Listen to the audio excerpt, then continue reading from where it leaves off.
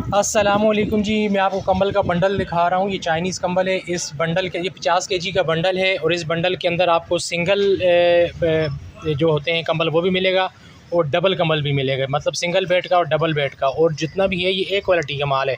इसमें आपको फटा पुराना या डैमेज पीस नहीं मिलेगा, ठीक है। और अभी बंडल कोई खुला हुआ है नहीं, वरना मैं दिखा देता आपको। अदरवाइज़ ये है कि इसमें से तकरीबन 15 से 16 कंबल निकलते हैं, छोटे बड़े मिला के, ठीक है। और ये और इसका जो वज़न है 50 केजी है और चाइना का ये माल है, ए क्वालिटी का माल है, ठीक है। देख रहे हैं आप, हेवी कंबल है ये सर्दियों वाला कंबल है, ये एसी कंबल नहीं है, ये हेवी वाला कंबल है जो कि सर्दी में इस्तेमाल किया जाता है, ठीक है। ये 50 केजी का ये बंडल है और 15 से 16 इसमें से आपको कंबल मिलेंगे, ठीक है। तो बाकी इसकी जो कीमत है वो है 35,000। ये 35,000 रुपये का आपको मिलेगा बंडल, ठीक है।